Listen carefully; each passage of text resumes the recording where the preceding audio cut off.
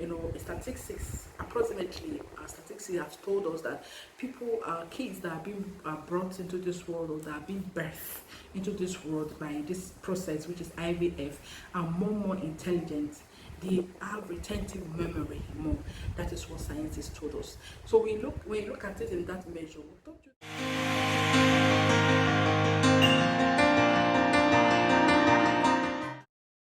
Welcome. If this is your very first time of coming across this channel, this is Emerald Lifted TV. This is the right place to be. For those that have subscribed, thank you very much for always coming around, for your support, for your repeated, your attention on this very channel. Thank you. I really appreciate you guys. I don't even know what else, to say. Just appreciate you for what you've been doing for us in this very channel. And for those that have not yet subscribed, help us to subscribe to this channel, so that all those things, those exciting things that make people to subscribe to always come around, that keeps them hooked up to this very channel, you will be among them that really be, enjoy it too. So, and for those that are about to subscribe right now, if you are doing that, please don't forget to turn on that bell sign button. It's just by the side of that subscribe, because when you do that, you get to know whenever we have new videos, you'll be notified. So let's just get into today's topic. Don't even want to waste much time, because it's a very hot topic, and I want you to sit around. Anything that you know that will keep you busy, or anything that you know that is chewable that will keep you busy in being attentive on today's topic, please get them. Today, like I said before, it's going to be an exciting one. We don't even want to waste much time. Let's just dig into it, because I know that your ears are already open to know what today's topic is. So today we're going to be talking about a very controversial topic. Sometimes people look at it, maybe in your mind you might be thinking, will anybody have? We're going to be throwing lights to it today, what it really means to say that IVF, or to say adoption, or to say cesarean birth is a sin. Why do people look at it that it's a sin? Today we are going to be talking about, first of all, I'm going to be cutting it part to part. So this is just the first part. Let's just share it, because it's a very, very, very, very broad topic. For those that understand what I'm talking about, it's a very broad topic. So but will not just, take it so long. So first, let me start with IVF. What is IVF? IVF means using technology to bring to birth kids into the world, just like artificial insemination for doing to birth a child or a baby to the world. So it's an artificial insemination of a sperm to an egg. For those that understand, egg, the ova in the woman, the womb of a woman. So there are some that can't carry babies by themselves. Okay, they tend to use that means, and we really thank God for doctors, for people that God really have created. So people look at it that, did God really create doctors to do some kind of thing? If they even do something like that, they feel that no, it's not of God. That people that are still in the dark. I'm telling you the fact. People are still in the dark. They are like, they know that this is possible. We know that IVF is a very expensive procedure to carry out, and I already understand for those really that are opting, trying to use that means to bring baby into their homes, and because of financial constraints, it's really a thing that's really pulling them back, or it's a thing that's really so difficult for them to come by. So but there are some that look at it, I really had to deal with this topic today, because I've seen it in some places. People are just religious fanatic. I call them religious fanatic. Abortion will just be the only process. Sometimes abortion is not a thing that you look at is so bad, especially when it comes to a situation whereby it might be a detriment to who is carrying that baby. Maybe, for instance, what I mean by that, maybe if that woman or person doesn't want to have more kids, and coincidentally not happen that she is pregnant because of health issues, she might opt for abortion. So that kind of circumstances why I'm bringing up this abortion issue. And people look at it that, how can doctor do carry out that kind of procedure like abortion of babies?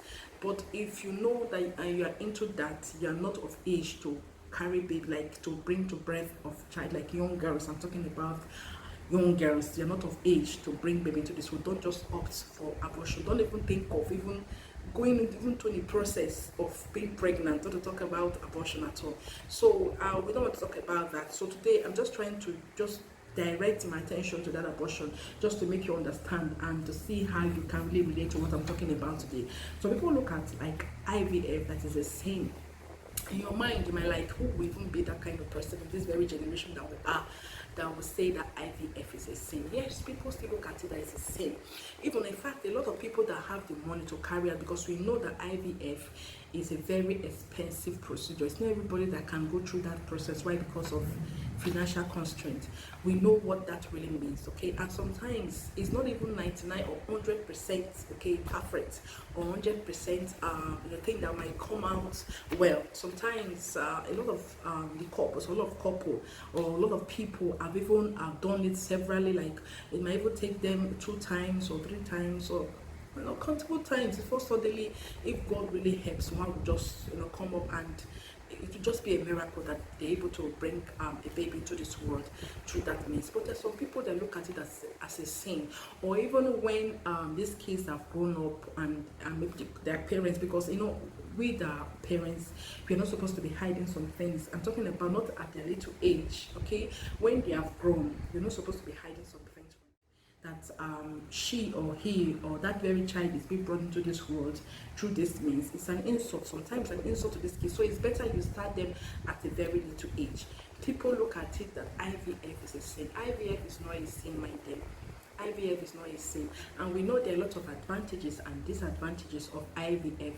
Sometimes IVF, let's just start with advantages so that I will not break some people's heart, because it's better you start with the good news. IVF, it's been it's a thing already that is statistics, approximately statistics have told us that people, kids that are being brought into this world, or that are being birthed into this world by this process, which is IVF, are more intelligent. They have retentive memory more. That is what scientists told us. So when you look at it in that measure, don't you think that if you have the opportunity, like you have the financial backup to go into this process, won't you try it? And also the advantage also that comes with this very process IVF is being able to bring baby into your home, like a cry of a baby, because we know when a man and a wife, and a man and a woman, they are together, they are married, the next thing people are looking out for, or they are really looking out for, is a blessing of kids, blessing of children. Because just like Bible said, your children shall surround your table, they shall see your children. That's what Bible says. So you really love children to be around you, and if you have that kind of opportunity that IVF came across you, don't look at it down. Maybe if you're the type that is in the society, you look at them, maybe their health, their story, and you know that they brought a baby, or maybe the baby that you see them around with, or a child that you see them around with, they brought that baby by means of this very process IVF, and you're just like, this person is not capable, this person is not even man enough, or not a woman enough. No, don't say that. If you're that kind of person, you just better shut it up now as it is, because you don't even know really what that person is passing through. Okay, so we have talked about IVF. Now let's go into adoption. That is also a very broad topic. Like I said before, I'm going to be cutting it series by series. This is just series 1, then the other one we just have to do the other part, which is Cesarean birth. So adoption means being able to go to homes. We know we have some people that are orphanages, okay, homes where they keep kids that maybe they don't have people that are able to cater for them, rather than them the people that brought this baby into this world, rather than them keeping the baby in a very unkept manner. They just an organization where we have orphanages. Okay, people tend to go there to go and adopt, go and take these babies in. Why? Because maybe they've waited for some time. Probably might not even be that they have waited. A lot of people already have kids, a number of kids that they want to have, and they just decide that they want to adopt. They don't want to bring to birth another child. They just want to adopt, just to show their good hearts that they have. Okay, so that is what that means, adoption. But a lot of people also look at it as a sin. The adoption is not a sin. If you know what these very women or couple are passing through when they don't have babies, you will really understand. I know that today's topic is going to touch some people out there, because I opened this very channel for a purpose, just to touch lives, just to correct some mistakes that people make out there. So I know that this very topic is going to touch somebody out there. If you're that kind of person that you have this heart that in this very topic we're talking about, like adoption, IVF, or cesarean birth, is a sin. You better stop. It's not a sin. Those doctors, God created them just to look at these very issues that people are really passing through. Okay, so doctors are being created. They are not native doctors. They are not people that are doing wrong. They are being created. They are being given these specialties just to carry out these very situations. So on the issue of this adoption, there are a lot of advantages and also a lot of disadvantages. Let's start with advantages, because like I said before, we have to start with the good news before any other thing. So advantages of being adoptee, like adopting a child, also really it makes that home happy. You know what it means when a couple, they're able to bring a child into their home. It makes their home, there's so much joy. There'll be so much joy. There'll be so much, this very captivating environment. When you see kids playing around the home, so that joy alone. And also, secondly, is it makes a man and a woman to be able to stay without much argument, because also when you are seeing argument in another shade, like argument might be just because of some kind of heat that will come up from couple, this very issue, which is not being able to have kids, also it's another thing or argument on itself that can break up homes. Okay, for there to be peace in the home, if you are an opportunity, okay, to adopt, go right into it. Don't be looking at, because people, they will look at it that, I don't know what people are going to say. I don't know now if they hear about it, how, or maybe if that child is being brought into this world, what will the child face? I know that kind of situation might come up. But if you are somewhere out there and you have a fellow woman, if it's a woman or a man out there that adopted, and in your mind you feel that maybe when you two are arguing, that is just what you want to use as a reference topic, just to backlash that person, that very person, that needs to stop. Okay, so we know what really those that have been adopted, what they pass through. And if you are the kind of parents, okay, that adopted, anything, information that that you really want to give to your kids, you have to start it at a very little age.